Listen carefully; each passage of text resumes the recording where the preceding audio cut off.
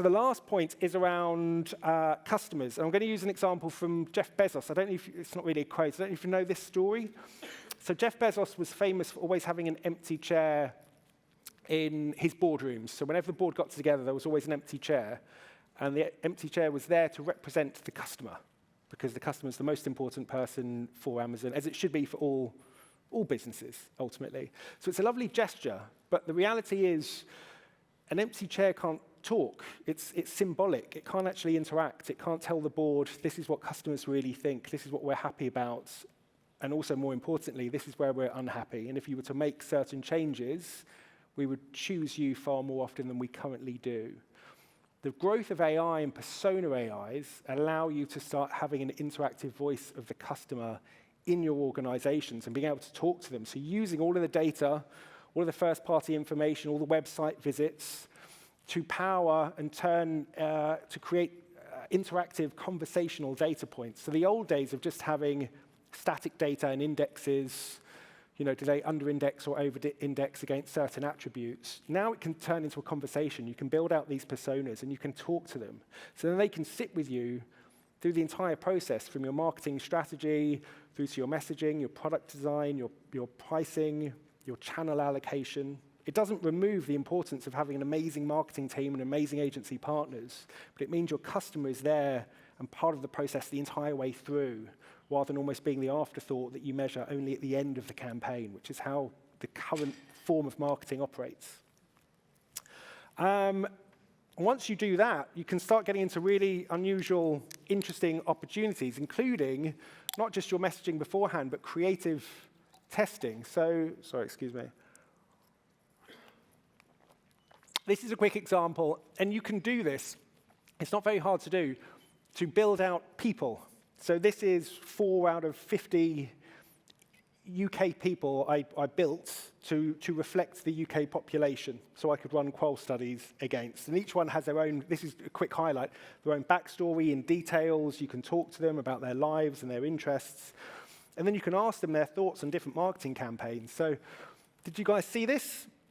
From Heinz, it ran in the UK about a month or 2 ago. It got very big on LinkedIn. Everyone was talking about it. The visuals were amazing. There was a big debate as to how obvious or not some of this was for Heinz. Can you immediately tell it's Heinz? Because the whole idea was you remove the brands, and everyone was either sort of, it's amazing, or they were going, it's very dangerous brand-wise.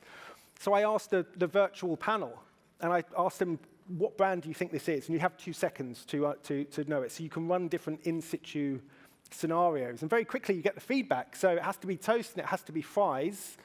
Did very well. And the majority of them immediately knew it was Heinz. Where it started to get a bit tricky is with pasta. They weren't sure if it was Dolmeo, which is the brand leader in the UK.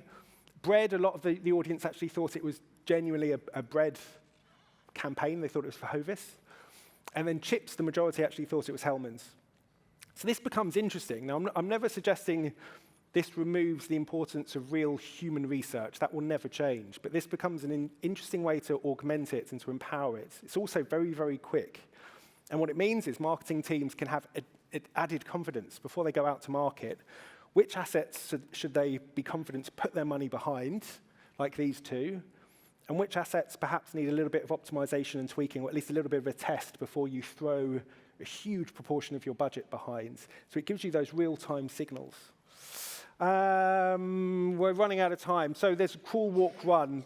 You can do this with your images and your assets, but you can do this for web design. You can look at your product pages. You can look at your user journeys. You can use this in different ways. You can use it for messaging on your actual products itself. You can get very wild and creative and interesting around different ways to do it.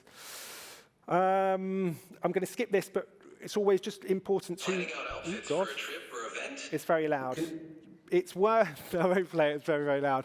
It's visual. You can literally get it out as a video call. It can see the world around you, and you can have conversations with it. So it's very, very good for visual search.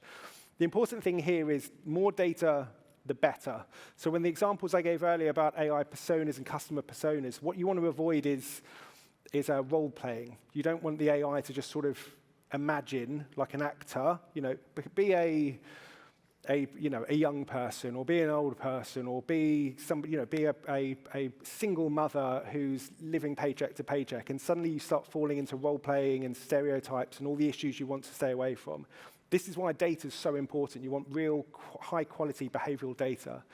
Obviously, the first-party data and the user data you have yourselves, but then also agency partners that can help to supplement that. So I'm not going to go into pitching, but from a publicist side, that's why we've invested in Epsilon, Low2Me. We have 90% of identity data from around the world. That sort of behavioral-first data really helps with solutions like this. There's lots of other solutions, so this isn't a big sales pitch, but using data, make sure you don't role play and you actually have true insights from it. So that's the point. I'm going to be almost on time. Customer personas, a couple of things to get going straight away. Test your own customer personas. You have loads of data. For the last 10, 20 years, we've all just been told amass as much data as humanly possible. And the reality is, after you do sort of a campaign analysis, a lot of it just goes into a folder and it's never seen again. Now you have a reason to actually be able to use it. You can run tests like this internally that are data private, data compliant, to just start getting a sense of how useful or not is it. Does it reinforce or challenge your current perspectives about your audience? Expand your measurement frameworks. There are new ways to start then seeing incrementality and test and value.